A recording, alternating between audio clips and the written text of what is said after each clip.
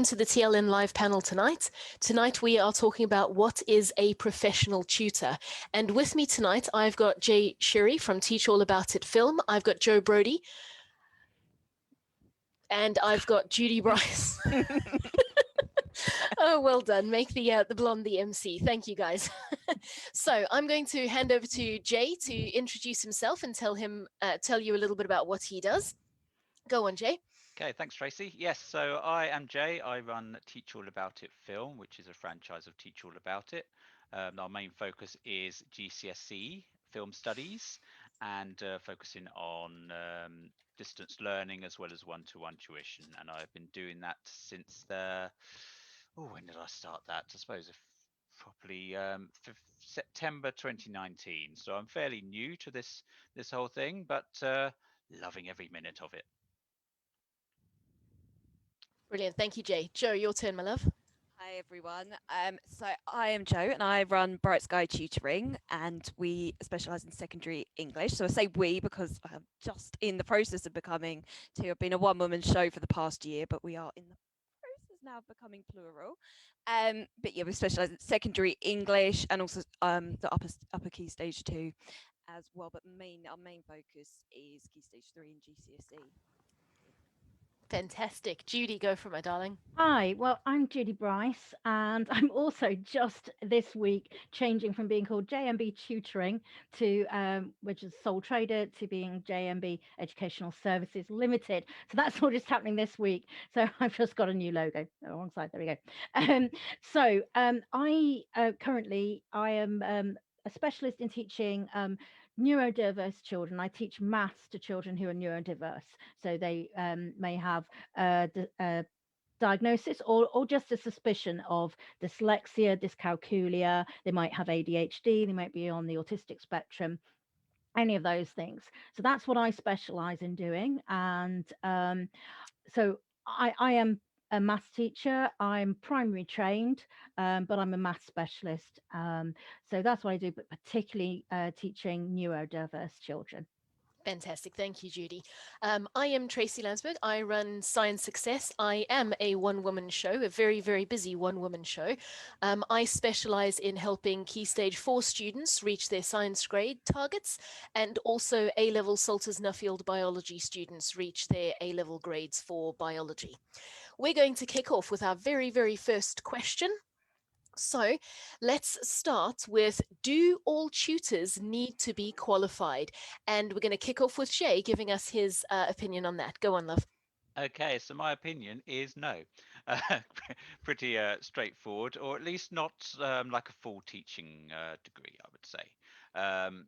That's my opinion. I believe that is the consensus, a widely received consensus. But having said that, I do strongly believe that there needs to be some form of qualification in both of the subject matter that's being taught or tutored, and also the way that the tutoring is performed. I think what used to be called PETALS, which is now the Award in Education and Training, is a good step for any tutor to begin with, because that gives the skills, the general skills with regards to tutoring. So you have that background, you have that understanding of what is required, so for a parent wanting a tutor, it's good to know that they have that understanding. They've proved themselves that they have, as stuff falls over on my desk, excuse me, they have that understanding, they have that the ability to tutor, and they can prove that. I also believe it is very important with regards to the qualification of the subject that they do. I always have the ethos that in order to fully be able to tutor, say I do film studies at GCSE, for me, I believe that it should be that tutor should have a qualification that is at least one level above. So I have an A level in film studies, so therefore I can tutor GCSE. That is how I feel confident. And if I was looking for a tutor, I would want them to have that, at least that understanding of the subject. Yeah, so that's my view on that question. Brilliant. Thank you, Jay. Joe, my darling, your turn. Yeah, so it's an interesting one for me because I've been on both sides actually. When I first started out of uni, I hadn't done a PGCE, so I was teaching in that sense, I suppose, as an unqualified tutor in that sense. And obviously I've tutored after getting my PGCE and my QTS. And it's interesting. I mean, I know for me personally, I'm a much better tutor now than I was before from having that grounding now in classroom teaching. Um, whether it would have come anyway with experience, I'm not sure, but I know that for me, it has. I feel like I needed to get that classroom experience actually to become the tutor I am now with it. I kind of think similar to what Jay was saying as well, like subject knowledge. I mean, I'm sitting here kind of particularly as the Key Stage 5 person here, and I mean for A level, it's just absolute subject knowledge is paramount. And yeah, I would say you definitely need a graduate minimum. Maybe even a postgraduate. But the key thing is, I think they've got to be a subject specialist. I mean, I know we're going to talk about red flags later, but for me, if I get suspicious when I see people claiming that they can do A-level English when they don't have a background in English, when they don't have a degree and a subject specialism in English. Personally, I don't think you can have enough subject knowledge in depth to be able to do it. From that background, I think, for an English A-level tutor, you need someone either with a literature degree or language, but something related to that field as well. So that is, yeah, generally my Brilliant. take on the question. Thank you, Joe. Judy, what do you think? Do all tutors need to be qualified? I think it's a really tricky one. Um, for me, do I think I am a better teacher and tutor because um, I have got years of classroom experience? Yes, I absolutely am a better teacher for it. Um, so for me, from my point of view, I would say yes, yes. I think it's best.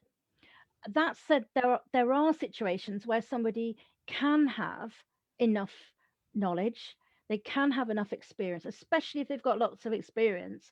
So then are they going to be as good as somebody? Yes, they possibly could. So you could have somebody who's got a degree in whatever. They've then been working as a TA in a primary school for years. They've been running intervention groups, particularly on phonics or something like that.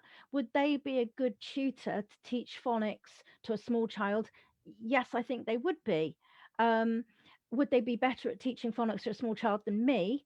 Yes, they would be, because they've got they've got the experience in that particular niche that I don't have, although I'm qualified to do it, if that makes sense.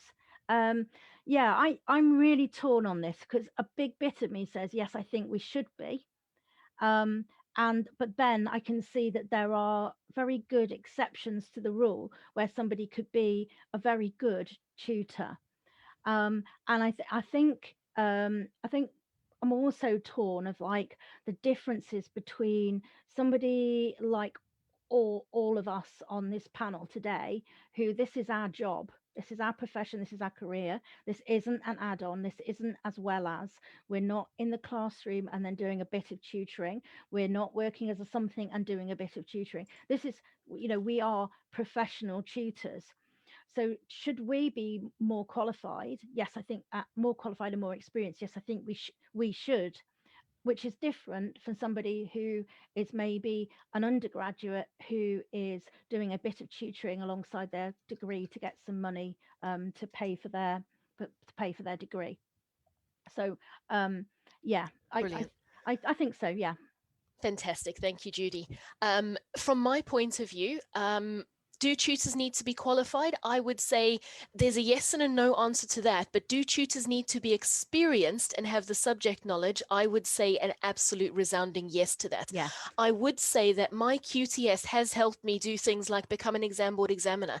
That has given me insight into how exam boards mark and how moderators and examiners work, which gives me brilliant knowledge for being able to guide my students and push them and go, look at this. This is in every paper, because I see it every year when I'm a marker. So I think, there is pros and cons to doing it. Somebody who isn't QTS qualified will never have the facility to become an examiner or a particular type of examiner. So they won't see the types of ways that exam boards work that I see. But there's also the experience side of it. And there are some there are some teachers who are far more qualified, like Judy, as an example, with working with the students who need a little bit of care and a little bit of attention in terms of knowing how to get the most from their disability. That's not something that I'm very good at because my level is a little bit further on. I push students towards med school. Um, but yes, we also have a comment from Julie. She said, don't forget that Teach First trainees have subject knowledge and are thrown into the deep end of the curriculum. So if you are a Teach First trainee, you go straight into the classroom rather than having uh, the yeah the actual classroom management skills that people who do a PGC or anything like that do when they get to QTS. Fantastic, thank you. Let's pop by to what should I ask a new tutor? Now, I think this is a really, really important question because I know there's some things that I expect parents to ask me and they just don't. Like, there's some questions that I've kind of gone, somebody's going to ask me one day. Like one day somebody's going to ask me and I'm going to finally open that bottle of champagne that's been in my been in my study for however many years because somebody's going to ask me. 7 years down the line, nobody's asked me. So, Jay, what are these things we should ask a new tutor? Oh, absolutely. I mean, the list for this is, well, should be massive. So these are only a couple of the ideas of which I think is very important. But a valid DBS is the number one. You're allowing someone who you've never met before to tutor your child and be on perhaps a one-to-one basis. It might be group lessons or whatever. Um, that is an adult with that you're asking to take care of your child.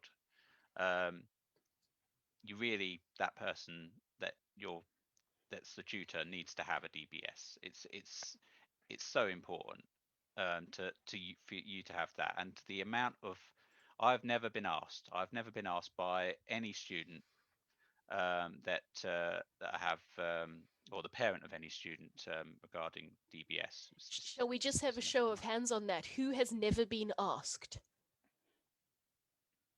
Guys, these people are looking after your children Mm, that are under the age of 18. yep. Why are you not asking if they are okay to be looking after your children? Anything to add, Jay?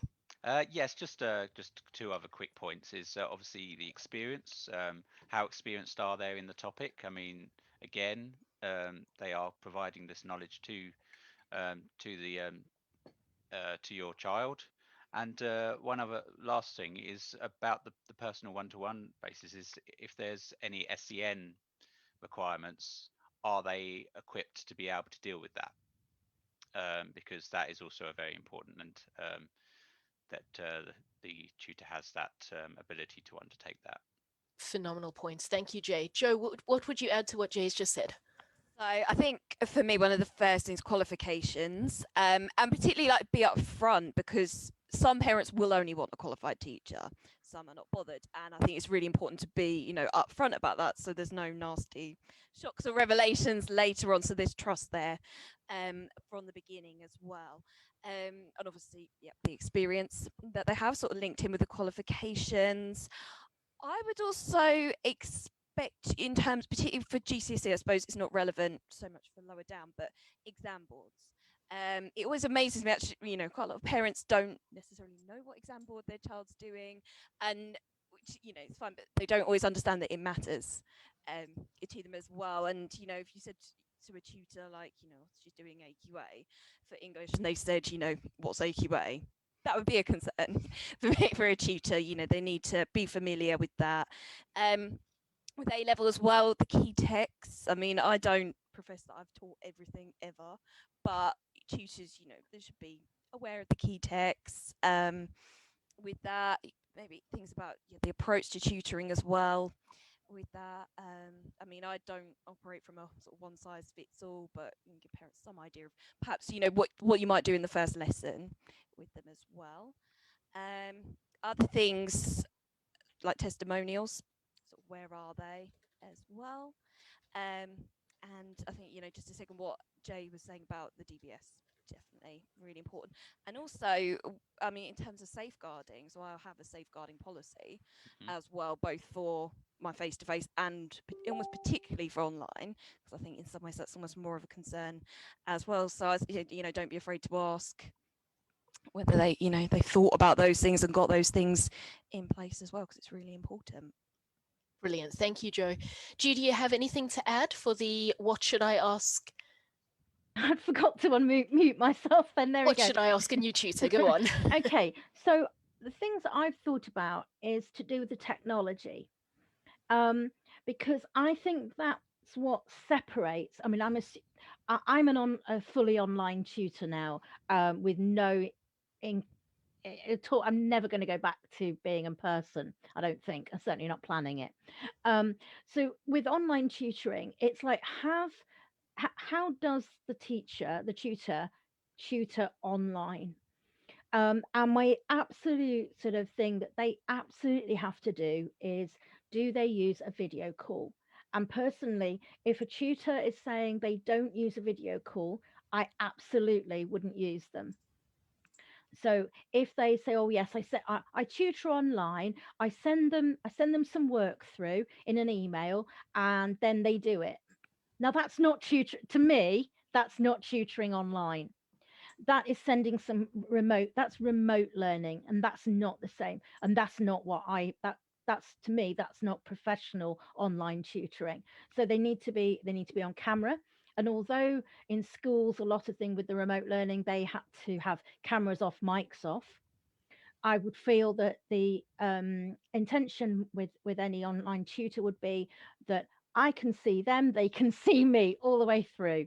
Personally, I have two screens, so I have the Zoom up on one of them all the time. So I've got a massive picture of the child's face looking at me the whole time, so I can see any micro changes. So a lot of the time, you're doing something on the whiteboard. That's the other thing. Do they use a virtual whiteboard? Can the child join in all the time? And to me, those things personally are non-negotiable. It shouldn't be a passive lesson. The child should be able to be doing things all the way through. So whether that's using something like bit paper, or the one with Miro, which is probably more what Jo uses for English because it's brilliant for English, or any of those other virtual whiteboards. So it's like they use a video call, they use a whiteboard. So yeah, we can be talking, we can be writing on the whiteboard, and I'm asking something and I say something, and what they verbally say what might not match what's on their face, and Brilliant. that's why you need the video call. So their words can be saying yes, and their face is saying no. There's this look of ugh on their face, and I really think that that's absolutely crucial to be able, that you need to have that set up, to be a good tutor online. Fantastic. Brilliant. Brilliant. Thank you, Judy. I absolutely agree with you. Now, we've had a couple of comments come through. Somebody said, I think that parents know about a DBS, but wouldn't know where or how to check it. I've never been asked. There's a couple of ways to check a DBS. You can literally say to your tutor, do you have a DBS? Could you hold it up? When you're chatting to a tutor, that's absolutely fine. Tutors on the DBS upgrade service or the renewal service can actually just send you the code of their DBS and their date of birth, and you can go onto the DBS site and check their DBS and check that it's still valid, and check that it has nothing untoward on the DBS as well. So you can just ask them for a DBS check code, and that's really easy to do. You need the check code, basically the number of the DBS certificate, and the tutor's date of birth and their last name, and that's all you need to check a DBS. Then we've got a couple of people who've said, I've never been asked either, and I've been tutoring for years. I wonder if they assume because I'm a teacher in class that I have a DBS. That's interesting. I've been asked to show my QTS certificate, but not my DBS. I would say that's the same for me. Yeah, I've shown my QTS, but not my DBS. I've yes, shown my QTS a lot. absolutely. I've never been asked for either. Which is really interesting. I've also never been asked, and this is probably something you should ask a new tutor, potentially about insurance. Are they insured to teach your child online? Are they insured to come to your house? That kind of thing.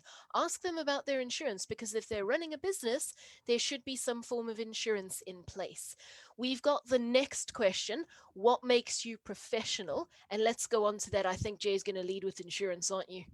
That's one of the things. I mean, insurance is so important. I mean, indemnity and all sorts, and public liability. There are many brands out there. I won't name them, but there's a popular brand that a lot of tutors use. But it's there, and it is really important. It's the question that should be asked. It's for your benefit. I mean, you get it with everything else, house insurance, car insurance. It's to cover yourself. It's to cover both parties, really. It's so important. But other things regarding what makes you professional, being able to share knowledge in a manner that is in accordance with the exam board regulations. That, I think, as a tutor, that's important. Having sufficient knowledge to share with the students, that, if fully absorbed by them, would enable them to meet the set of learning objectives. That again, that's my opinion. That is what I would. That's part of the ethos that I carry as a tutor, and I think that's important things to undertake. Brilliant. Thank you, Jay. Joe, what do you think, my darling? What makes you professional? So I think as well about how you present yourself to parents, and things like punctuality. For example, there's no point demanding that from your students and then not following it through yourself. Communication with parents as well. Again, there's no point whinging about parents complaining at cancelling at the last minute, and then you do the same to them. You've got to definitely sort of lead by example on that one. The way as well, being prepared to interact with parents in terms of giving feedbacks. I do like reports sort of every half term.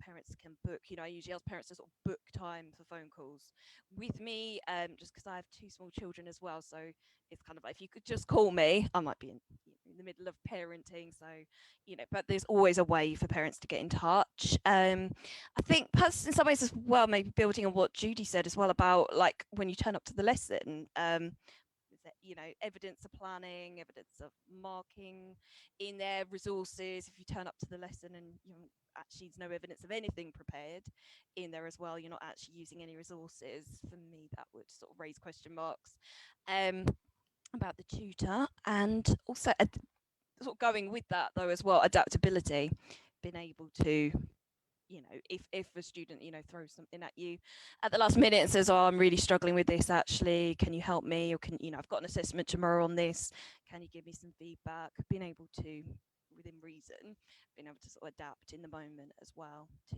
what the student needs. Absolutely, yes. And that also leads on to how qualified your tutor is. Can they adapt at the last moment? Do they know their subject knowledge to be able to do that for your child? Judy, what do you think? What makes you professional, my darling? I think there's a few things, but I think to me, the professional thing is the fact that this is your job. And I would say that's what sets you. There's like about being professional about it, all the things Joe's just said about having the planning, being able to, being able to be contactable and it not being too informal, all those kind of things. But then I think there's about being a professional tutor. I would say that is when it's your actual job. That's my personal view. So I would say I am now a professional tutor, and I say I'm a professional full-time online tutor. Um, and I'm not trying to juggle anything else in addition to this. And I think that's part of the professionalism of it. Um, I yeah, I think that's a bit tricky because I think there's two halves of it. But I think if it is your actual job and you are able to do this in a professional manner, I would say that you are therefore a professional tutor. Brilliant. Thank you, Judy. All right, let's go to our very last question tonight. It is, how can parents spot red flags? So when we're talking to tutors or looking at what tutors are doing, how do we spot the red flags? Jay, what do you think, my dear? So a couple of things. One of them being sort of if they're established on some sort of social media or something, bad reviews, check their reviews to see how well other students have or other parents have rated them, the usual things. Obviously, they might not have that, but if they do, then it's something to keep an eye out. Also, a reluctance to share their DBS or any relevant qualifications. I know we said that they don't often get asked in the first place, but if they were, it's important to ask that, and then of the prospective tutor. And if they don't want to share that with you, they're kind of cagey about it, then I would say that that'd be quite a big red flag. Um, Also, look out for the price being too good to be true.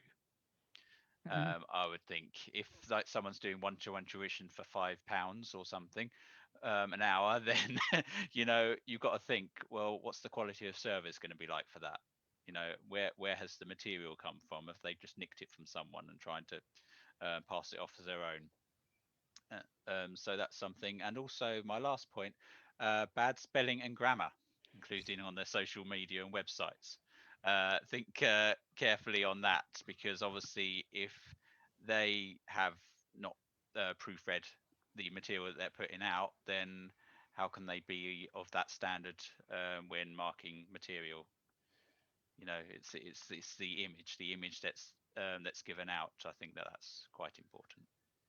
Absolutely brilliant. Thank you, Mm. Jay. What do you think, Joe? How can parents spot red flags? I definitely second what Jay's saying about the price. Definitely, if someone is charging an exceptionally cheap price, you've got to look as like what are they actually offering? Is it really one to one, or is it like a mass group thing as well? So be careful with that. Another one that I sort of mentioned earlier, but definitely people who claim that they can teach an exceptionally large number of subjects to a very high level. With that, because they're Mm. either a genius or they are over exaggerating, they're not qualified. I would be very skeptical.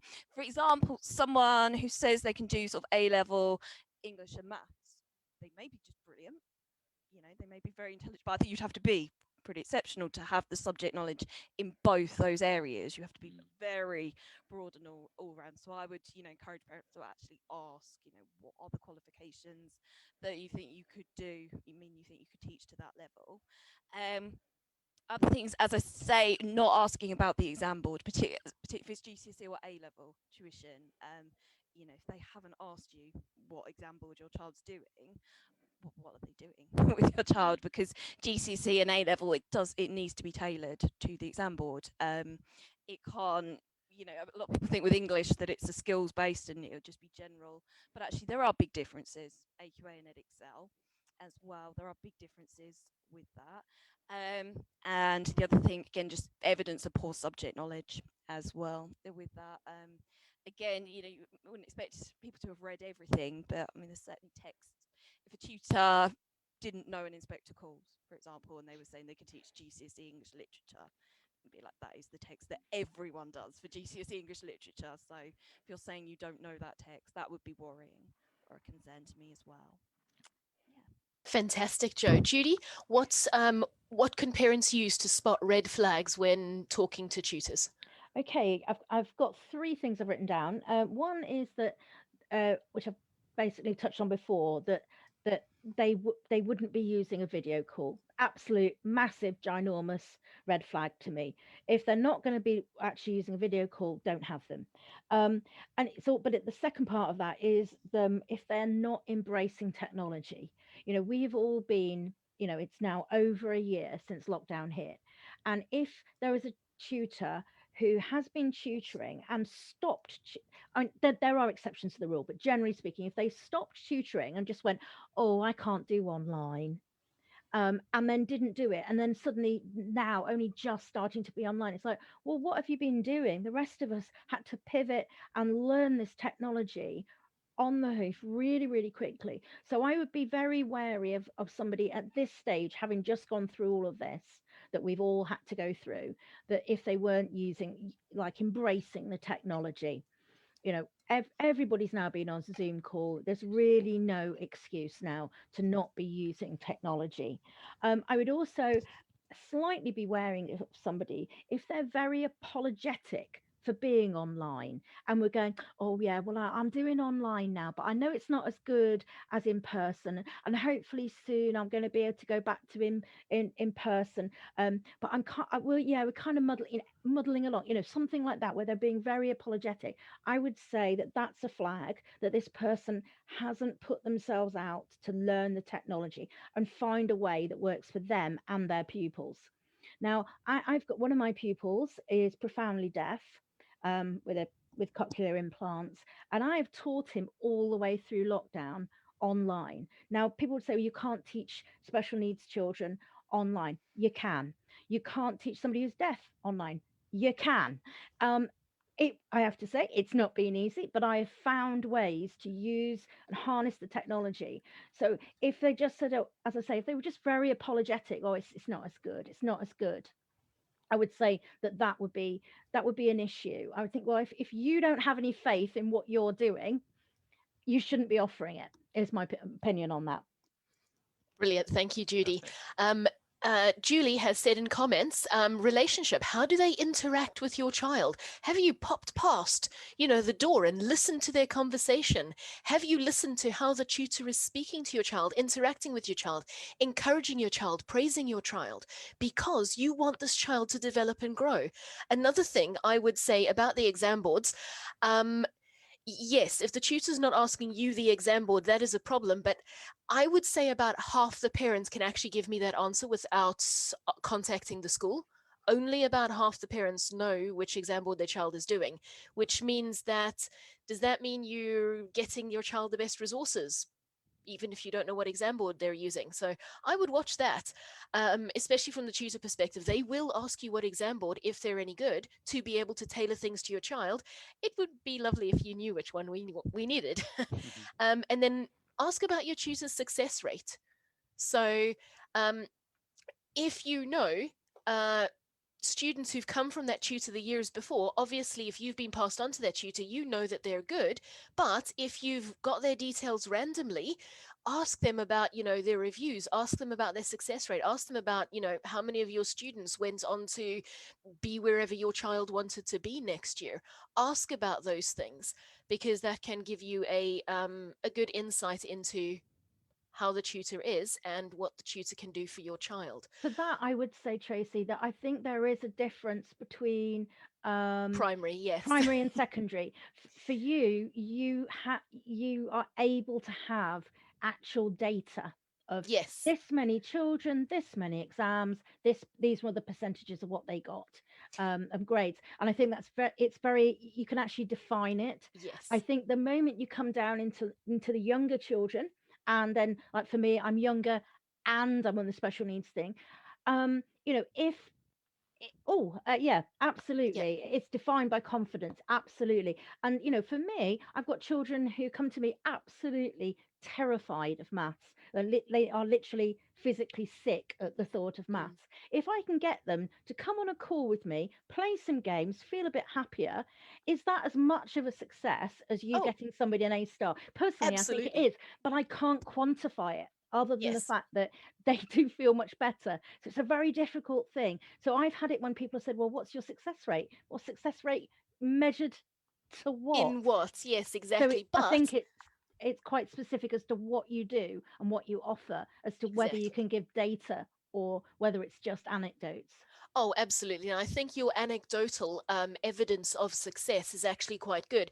Like that's been put in the chat at the moment. My daughter read a book willingly. My daughter did sums willingly. My son can now add to 10. He can count beyond this. I think those are just as important as Mm. results on, my child finally got a C at GCSE, or my child is going to med school because they got an A. Those are also all quantifiable and just as important as one another. I think that's pretty much everything, unless I've missed it. So I'm going to tell you that our next TLN panel is on May the 4th, and it's helping the forgotten middle children. Now, it's not middle children like children who are the second child out of 3. It's helping the forgotten middle, like those children who are averaging the 5, 6s, and 7s, because generally they tend to get a little bit forgotten. So we're talking about that on the next TLN panel on the 4th of May, and we'd love to see you there. Oh, and obviously people can contact us directly through the TLN directory, because we're all over there, and you can do that for free if you like. So have a great evening, everybody, and I hope you enjoyed our feed, and we will see you again soon. Bye. Bye. Bye.